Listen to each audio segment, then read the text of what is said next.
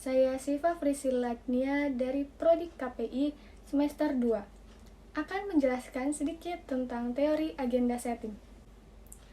Teori penentuan agenda atau dalam bahasa Inggris biasa disebut dengan agenda setting theory. Teori agenda setting adalah teori yang menyatakan bahwa media massa merupakan pusat penentuan kebenaran yang mampu mentransfer dua elemen, yakni kesadaran serta informasi ke dalam agenda publik. Caranya dengan mengarahkan kesadaran dan perhatian publik pada isu yang dianggap penting oleh media massa. Teori agenda setting pertama dikemukakan oleh Walter Lippmann pada tahun 1965 pada konsep The World Outside and the Picture in Our Head. Penelitian empiris teori ini dilakukan oleh M.C. Cobbs dan Donald L. Shaw.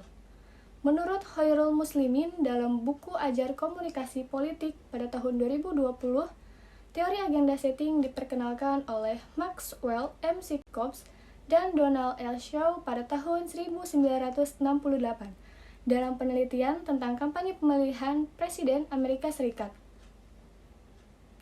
Penelitian tersebut berhasil menemukan hubungan antara penekanan berita dengan bagaimana berita tersebut dinilai tingkatannya oleh pemilih.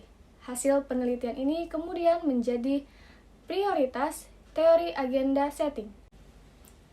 Esensi teori agenda setting ini bermula dari hipotesa yang tidak memuaskan dengan dominan teoritis. Paradigma komunikasi massa selama 1950 dan 1960. Model yang digunakan sangat terbatas.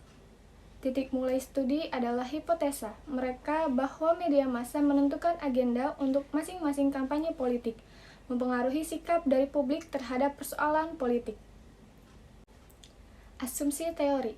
Jika media memberi tekanan pada sebuah peristiwa, media tersebut akan mempengaruhi khalayak agar menganggap peristiwa itu sebagai hal yang penting. Sederhananya, apa yang dianggap penting oleh media akan dianggap penting juga oleh masyarakat.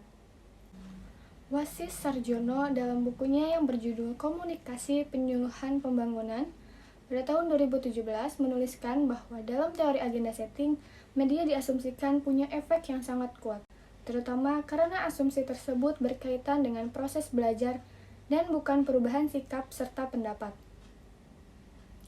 Ada dua asumsi mendasar dari teori agenda setting, yakni yang pertama, pers dan media massa tidak mencerminkan kenyataan, melainkan mereka menyaring dan membentuk sebuah isu.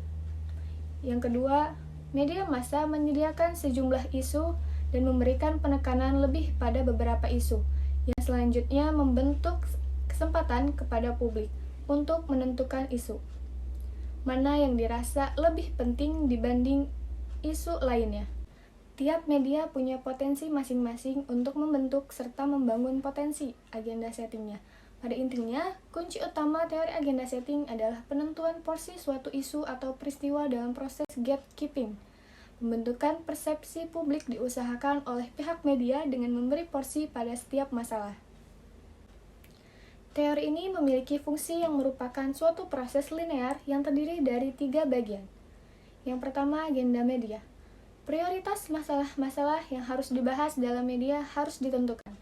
Yang kedua, agenda publik. Agenda media tadi dalam beberapa hal mempengaruhi atau berinteraksi dengan apa yang ada dalam pikiran publik. Yang ketiga, agenda kebijaksanaan. Agenda publik mempengaruhi atau berinteraksi dalam batas-batas tertentu dengan apa yang dipenting oleh para pembuat kebijaksanaan. Agenda setting menciptakan public awareness atau kesadaran masyarakat dengan menekankan sebuah isu yang paling dianggap penting untuk dilihat, didengar, dibaca, dan dipercaya oleh media massa. Sebagai contoh, misalnya tim redaksi Mata Najwa dalam menentukan topik apa yang akan diangkat tiap minggu, biasanya mereka akan mengumpulkan isu-isu yang potensial dan memiliki banyak nilai berita yang bisa menarik perhatian publik. Misalnya, isu tentang banjir Jakarta, Sunda Empire, atau virus corona. Dari sekian banyak isu ini, mereka akan memilih dan menekankan suatu isu yang paling dianggap penting, misalnya tentang isu virus corona. Apabila suatu media memberitakan tentang isu virus corona, biasanya semua media akan ikut memberitakannya. Menurut von Hauser dalam Juker 1978, teori ini juga memiliki kekurangan di mana liputan media seringkali tidak begitu sesuai dengan kejadian-kejadian dalam realitas.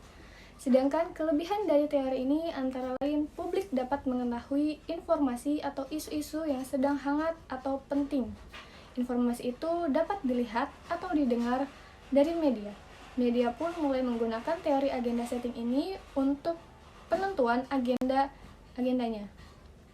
Media juga dapat membantu menciptakan citra tertentu untuk seseorang calon dengan membuat sebagian karakteristik pribadi tampak lebih penting dan dengan mengabaikan karakteristik yang lain. Dalam teori agenda setting, audiens bersifat pasif, sehingga tidak bisa mengontrol efek yang menimpanya. Agar tidak terjadi kesalahan dalam memperoleh informasi, maka perlu untuk literasi media. James Porter dalam bukunya yang berjudul Media Literasi mengatakan bahwa sebuah perspektif yang digunakan secara aktif ketika individu mengakses media dengan tujuan untuk memaknai pesan yang disampaikan oleh media.